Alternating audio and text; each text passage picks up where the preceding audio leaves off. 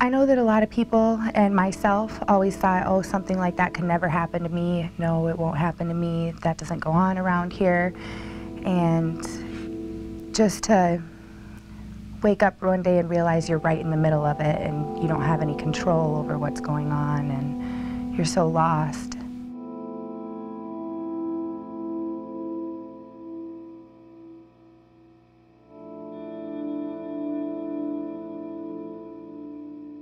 I was at a vulnerable point in my life, and that's one thing that these guys look for is vulnerability.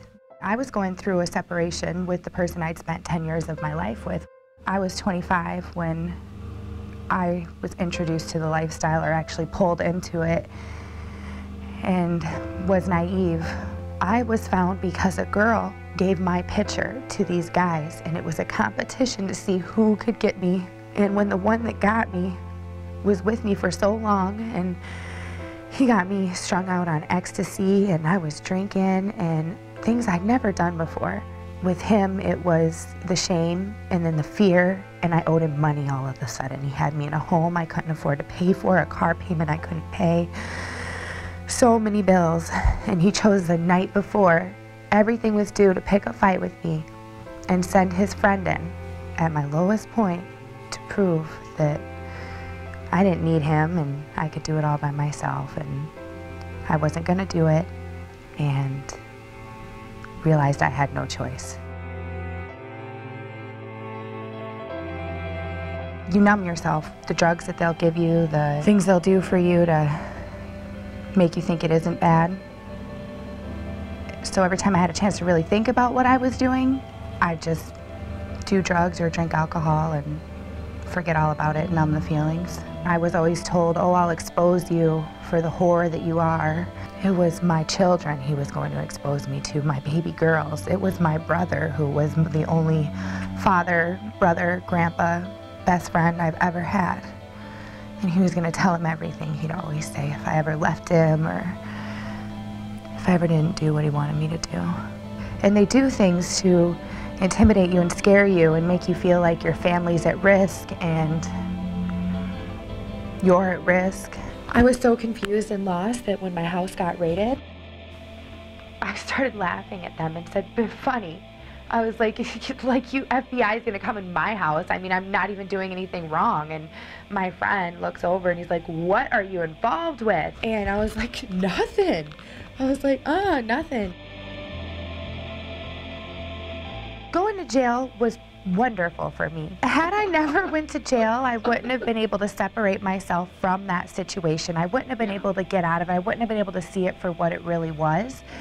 And when I got released, I was so scared, and I was scared of myself.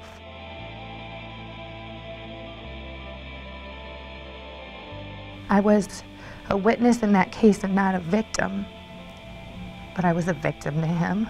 He got found guilty. It's an amazing feeling just to know that they're not going to hurt other women the way that they hurt me and some of the women that I know around me and the girls. If we don't have programs like the one that you have, Susan, I don't know what I would have done, because I can learn and I can think, but if I can't heal what's going on inside of me, then that pain, you're gonna go back to wanting to numb it, and you're gonna go back to it was that made it so you didn't feel. And I love feeling, and that's because of being able to come here. I didn't see that I was trafficked until I was out of the situation.